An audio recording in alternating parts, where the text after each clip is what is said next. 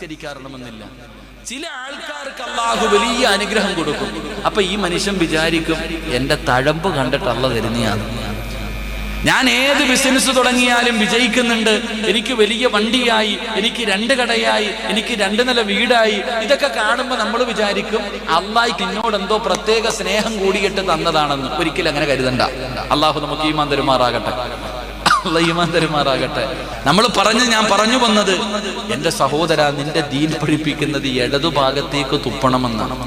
അതുകൊണ്ടാണല്ലോ ദുസ്വപ്നങ്ങൾ കാണാറുണ്ട്. ഒരു ചെറുപ്പക്കാരൻ പറഞ്ഞു, ഉസ്താദെ രാത്രിയൊക്കെ, ഇന്ന് ഞാൻ ഒരു സഹോദരി, എൻ്റെ അടുത്തൊരു സഹോദരൻ പറഞ്ഞു, ഉസ്താദ് രാത്രിയൊക്കെ ദുസ്വപ്നങ്ങളെ, പാമ്പ് കടിക്കുന്നതായിട്ട് സ്വപ്നം കാണും, പട്ടി ഓടിക്കുന്നതായിട്ടാ സ്വപ്നം കാണുന്നത്. എന്തൊരു സ്വപ്നം ഇതൊക്കെ.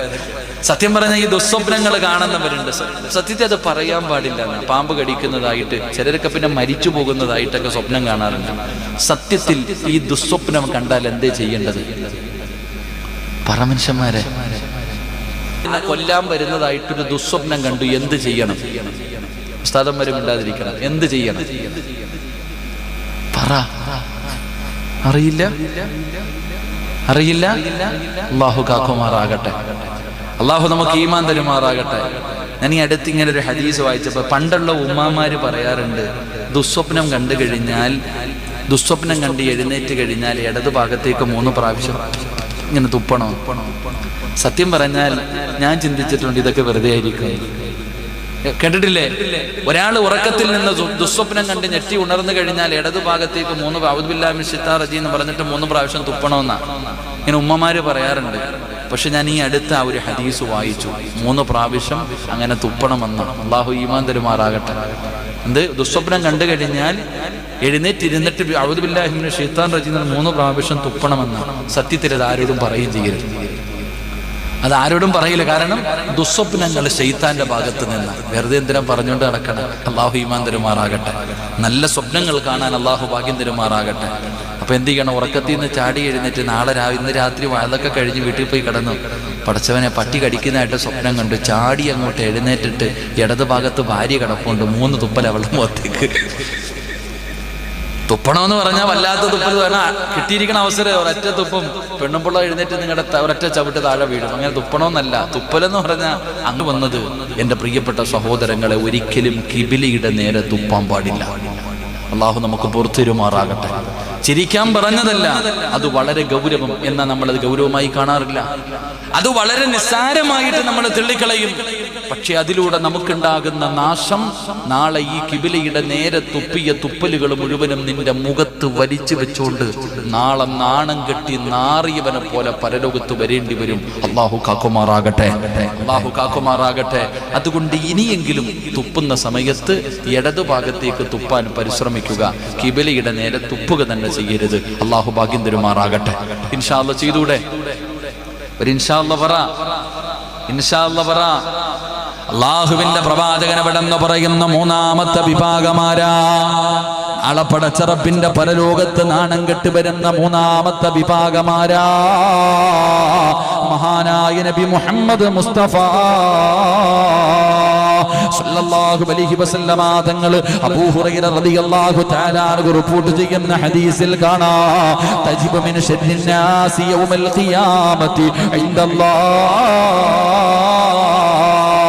നാളെ പടച്ചറപ്പിന്റെ പരലോകത്ത് ജനങ്ങളിൽ വെച്ച് ഏറ്റവും നാണം കെട്ടവനായ രീതിയിൽ നാളെ പടച്ചറപ്പിന്റെ പരലോകത്ത് കിടന്ന 3ാമത്തെ വിഭാഗമാരാ? റസൂലുള്ളാഹി പറയുന്നു, സ്വഹാബാ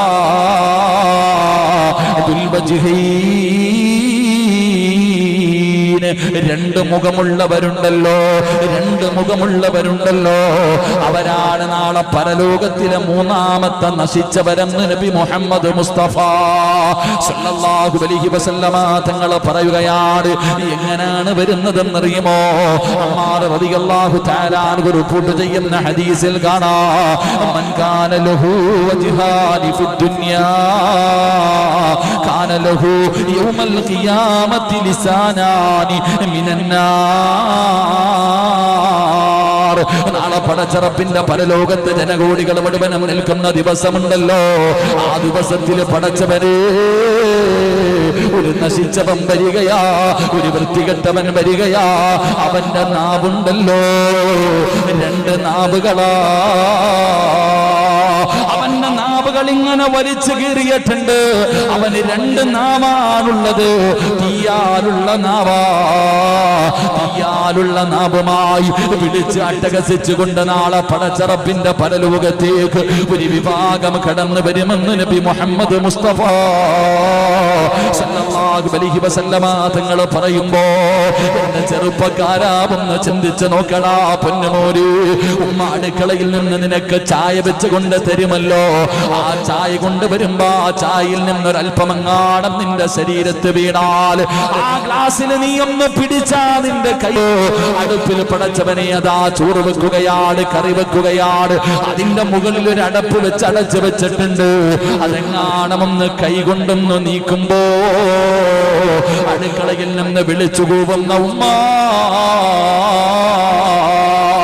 എങ്കിലും നാളെ പടച്ചറപ്പേ ഈ ദുനിയാവിലെ തീയക്കാല് 70 ഇരട്ടി പവറുള്ള നരകത്തിന്റെ തീയാലുള്ള നാവുമായി മുഖത്തുള്ള മാംസങ്ങൾ മുഴുവനും ഇങ്ങനെ വെന്തുരുകുകയാണ്. മുഖത്തുള്ള മാംസങ്ങൾ മുഴുവനും പടച്ചവരെ വെന്തുരുകുന്ന രീതിയില് പുഴുത്തു നാറി നാളെ പടച്ചറപ്പിന്റെ കോടതിയില് കടന്നു വരുന്ന മൂന്നാമത്തെ വിഭാഗമാരെന്നറിയുമോ? രണ്ട് മുഖമുള്ളവരാ. പടച്ചവനെ കാണുമ്പോൾ കയ്യിൽ പിടിച്ചിട്ട് പറയും, പടച്ചവനെ വല്ലാത്ത സ്നേഹപ്രകടനങ്ങളാണ്. പടച്ചവനെ കാണുമ്പോ അങ്ങനെയാണ് ഇങ്ങനെയാണ്, വല്ലാത്ത അഭിനയമാണ്. വലിയ സ്നേഹമുള്ളവനെ പോലെ, വലിയ ഈമാനുള്ളവനെ പോലെ, ആത്മാർത്ഥതയുള്ളവനെ പോലെ കാണുമ്പോ പടച്ചവനെ വലിയ സന്തോഷമാണ്. പക്ഷേ അങ്ങോട്ട് തിരിഞ്ഞു കഴിഞ്ഞാ ഈ പറഞ്ഞതിന്റെ നേരെ എതിരാ. അവിടെയും നിൽക്കും ഇവിടെയും നിൽക്കും. എന്നിട്ട് പടച്ചവനെ ഇടയിൽ കടന്നുകൊണ്ട് അങ്ങോട്ടും ഇങ്ങോട്ടും ഓരോന്ന് പറഞ്ഞ് തമ്മിലടിപ്പിക്കുന്ന സ്വഭാവമുള്ളവരുണ്ടല്ലോ. കുടുംബങ്ങളെ തകർക്കുന്നവരുണ്ടല്ലോ, സ്നേഹബന്ധങ്ങളെ തകർക്കുന്നവരുണ്ടല്ലോ. അല്ലാഹുവേ, ഭാര്യ ഭർത്താക്കന്മാരെ രണ്ട് തട്ടിലാക്കുന്നവരുണ്ടല്ലോ. രണ്ട് മുഖമുള്ളവർ പടച്ചവനെ പലവത അല്ലാഹുവിന്റെ റസൂലാണ് പറഞ്ഞത്. അവരാണ് നാളെ പരലോകത്തിലെ മൂന്നാമത്തെ വൃത്തികെട്ടവനെന്ന് നബി മുഹമ്മദ് മുസ്തഫ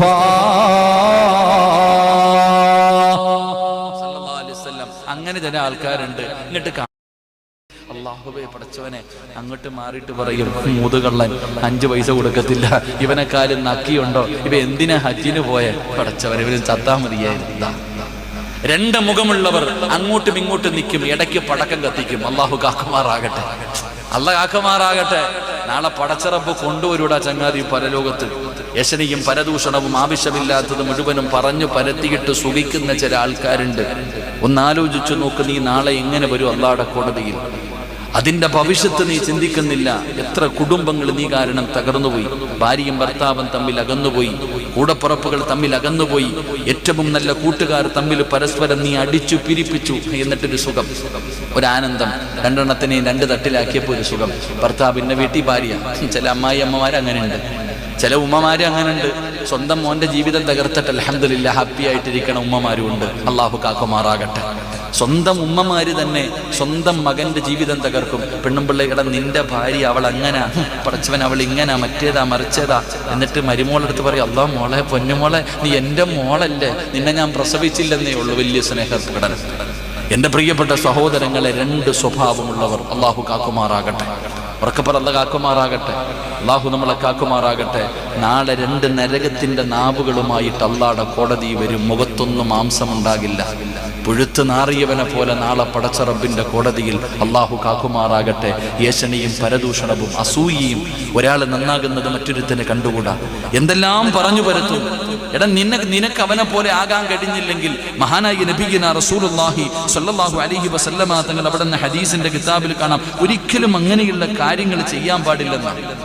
എന്റെ പ്രിയപ്പെട്ടവരെ, നമ്മളിൽ പലരും ഇങ്ങനെയുള്ള കാര്യങ്ങൾ ചെയ്യാനുള്ള കാരണം മഹാനായ പ്രവാചകൻ സ്വല്ലല്ലാഹു അലൈഹി വസല്ലമ തങ്ങൾ പറയുന്നു, യാ ഇബ്നു ആദം ലിമ തഹ്സുദു അഖാക, എന്തിനാണ് നീ അസൂയ വെക്കണേ?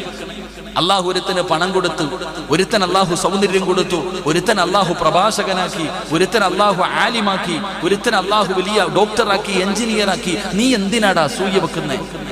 നീ എന്തിനാ അസൂയ വെക്കുന്നത്?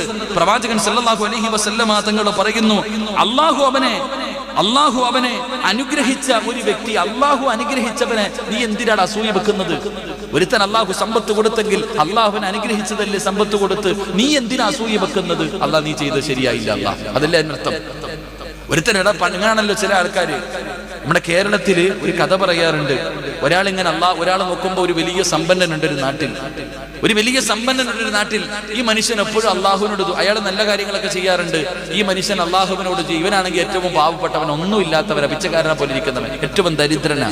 ഈ ദരിദ്രൻ ഈ പണക്കാരനെ നോക്കിയിട്ട് അള്ളാഹിനോട് ദുആ ചെയ്യുക, അള്ളാഹുവേ ആ അബൂബക്കർ ഹാജിയെ പോലെ എന്നെ ആക്കണേ അല്ലാഹ്. അബൂബക്കർ ഹാജി എന്ന് പറഞ്ഞാൽ ഏക്കർ കണക്കിന് ജാഗയുണ്ട്, ഇഷ്ടം പോലെ പൈസ ഉണ്ട്, എല്ലാത്തിനും കൊടുക്കും. ഈ അബൂബക്കർ ഹാജിയെ നോക്കിയിട്ട് ഒരുത്തം പറയുക, അള്ളാഹുവെ എന്നെ നീ അബൂബക്കറിനെ പോലെ ആക്കണേ അല്ലാ, എന്നെ നീ അബൂബക്കറിനെ പോലെ ആക്കണേ അല്ലാ, എന്നെ അബൂബക്കറിനെ പോലെ ആക്കണേ അല്ലാ, എന്നെ അബൂബക്കർ ഹാജിയെ പോലെ ആക്കണേ അല്ലാ. എപ്പോഴും ദുആ. പക്ഷെ ഇവനാവുന്നില്ല. ഇവൻ എത്ര ദുആ ചെയ്തിട്ടും അബൂബക്കർ ഹാജിയെ പോലെ പണക്കാരനാകുന്നില്ല. അപ്പൊ ഓൻ അള്ളാഹിനോട് പറയാ, ഞാൻ കുറെ കാലം കൊണ്ട് അള്ളാഹുവെ അബൂബക്കർ ഹാജിയെ പോലെ എന്നെ ആക്കണേന്ന് ദുആ ചെയ്തു, നീ സ്വീകരിച്ചില്ല. വിഷമോ ഇല്ല അള്ളാഹ്, എങ്കിൽ എന്നെ പോലെയെങ്കിലും അബൂബക്കർ ഹാജി ആക്കണേ തമ്പുരാനെ, നേരെ തിരിച്ച് പിച്ചക്കാരനാക്കണേ. ചിരിക്കാൻ പറഞ്ഞതല്ല, നമ്മളും അങ്ങനല്ലേ. ഓനെ എന്നെ പോലെയെങ്കിലും ആക്കി തമ്പുരാനെ, കുറച്ചിന് ഓനെ ഒന്ന് എത്തിങ്കാനലാക്കിയതാ അല്ലാഹ്. എന്തൊരു സന്തോഷല്ലേ ഓൻ എത്തിങ്കാനലായി കാണാൻ. എടാ പൊന്നാര ചങ്ങാതിമാരെ, അസൂയ. ആമിനായിക്ക് 2 നില വീട്, ഞാൻ ഇപ്പോഴും വാടക വീട്ടിലാ കിടക്കണേ. പടച്ചവനെ അല്ലേ, ഇതൊക്കെ നമ്മൾ ചിന്തിക്കുക. നിന്റെ കടയുടെ ഓപ്പോസിറ്റ് ഒരു പാവപ്പെട്ടവൻ വന്നൊരു കടയിട്ടു. നിങ്ങൾ ഇങ്ങോട്ട് നോക്കിയാൽ ഒരൊറ്റ ഒരു ഉദാഹരണം പറയാം. എഴുന്നേറ്റ് എല്ലാവരും ഇൻഷാ അല്ലാഹ് ദുആ ചെയ്യാം. എന്നിട്ട് എഴുന്നേറ്റ് ഫ്രണ്ടിൽ കയറിക്കോ, പൊടി ഇളക്കരുത്. ആ കസേര എടുത്തുണ്ട്, ഇത് അഴിക്കാൻ പറ്റുമോ? അപ്പൊ ഇല്ല, ഇങ്ങോട്ട് കയറിക്കോ ഇൻഷാ അല്ലാഹ്. അഴിക്കണ്ട, ഒന്ന് കയറിക്കോ ഇൻഷാ അല്ലാഹ്. നമുക്ക് ഒരൊറ്റ ചരിത്രം പറഞ്ഞ് ദുആ ചെയ്യാം. പെട്ടെന്ന് കയറിക്കണം, കസേര എടുത്തോണേ, അവനവന്റെ കസേര എടുത്തോണേ, ഇല്ലെങ്കിൽ നിൽക്കേണ്ടി വരും കുറെ നേരം.